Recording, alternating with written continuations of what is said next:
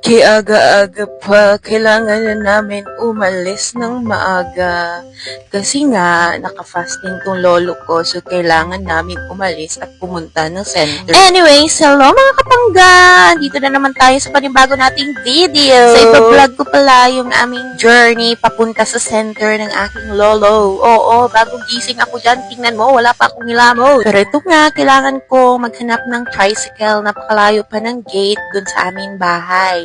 Kaya pinaupo ko muna yung lolo ko dun at mag-antay. Thank God, meron naman ako agad na nakitang tricycle. Sabi ko, kuya, pasok tayo dun sa loob. Kunin natin yung kasama ko. At ito nga, to the rescue naman to agad si kuyang driver.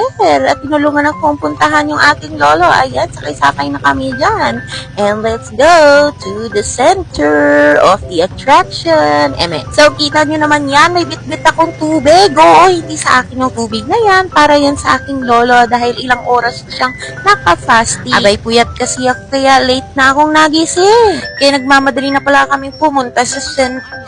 As you can hear, guys, diba, tinuturuan ko dyan yung driver dahil hindi niya alam kung saan banda yung center na sinasabi ko. Ito si kuya, charot-charot lang. Gusto lang pala talaga kausapin ko. Ayan, guys, ilang hakbang na lang, guys, nasa center na tayo.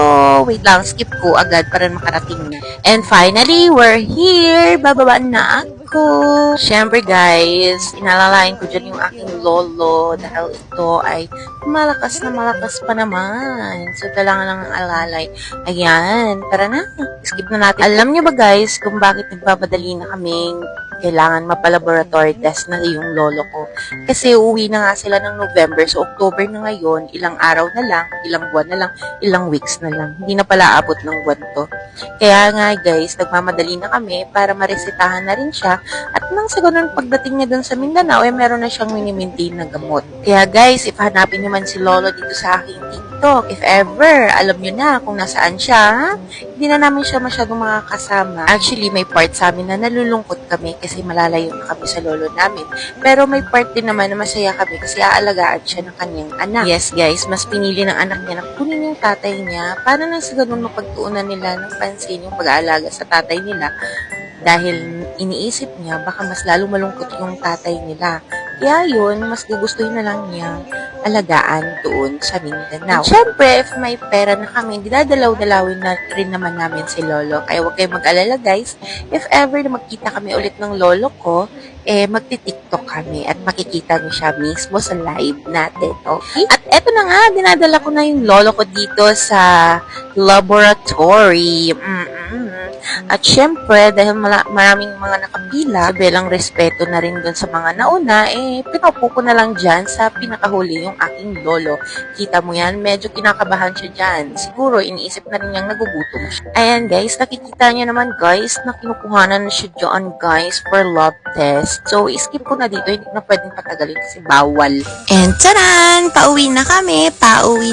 Ay, hindi pala, papakainin ko muna siya dahil ang tagal-tagal niyang hindi pa nakakain. So, reward sa kanya, pakainin ko na lang siya dito sa malapit. And alam nyo ba guys, kanina, nung nagtanong yung mga staff ng center, sabi nila, ilang oras nang nagka-fasting yung lolo mo? Anong oras yung last na kain niya? And syempre, sinabi ko, mga hapunan po namin, yun po yung last niya, ganyan.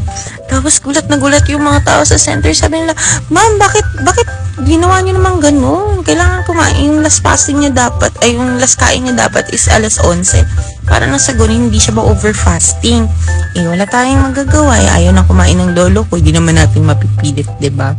Pero mali nga naman talaga yung ginawa namin. So anyways, kaya siya inuna o priority kasi yun nga, sobrang haba na ng fasting niya, sabi ko sa kanya. So, ayun na nga. Naghanap kami dito sa malapit, pero kainan dito sa malapit. Kaya skip na lang natin, di ba, lolo? And tadan! Ayan, kumakain na pala dyan yung aking lolo. Sabi ko, bili tayo at kumain na lang tayo dito ng almusal. Opo, guys, alas 10 na yan, guys. Yung almusal na. Kaya okay lang yung lolo. Reward ko yan sa'yo. Kain ka lang ng kain dyan. That's okay. Marami pa naman akong dalang pambili natin ng pagkain. Dahil kumakain ng aking lolo, kakantahan ko na lang ito ng Bahay Kubo para background music lang din itong habang kumakain siya. Bahay Kubo, kahit munti ang halaman doon, ay sorry, singkamas at tulungan. So ayun guys, busog na kaming dalawa ng aking lolo, buti may tricycle dito sa malapit. So sumakay na nga kami ng tricycle para umuwi. Yes. O diba, sige lolo, go, kaya mo yan lolo. O diba, ang galing ko maghawak. Video pampor. So, ayun na nga, skip na natin at umaandar na ang motor pauwi ng bahay. Tingnan nyo, parang, uy, ano nangyari dyan, lolo, sa iyong face mask? Bakit nasa ilong? Wala sa bunga nga. Ayan guys, nandito na nga tayo sa aming subdivision.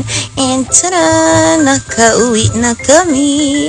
And bumaba ka na dyan, lolo. Alam kong nabibigatan ka na sa iyong tiyan dahil napakarami ng iyong kinain. Next time, karne naman ay charot. So, ayun guys, thank you for watching. Kaya guys, kung nagugustuhan yung video ko, paki-like, share naman ng aking video. And syempre, i-follow nyo na rin ako. Puro kayo react. Walang pagpalo-palo, ha? Papaluin ko kayo. Anyways, hanggang dito na lang. Nandito ako, umiibig sa'yo. And peace out.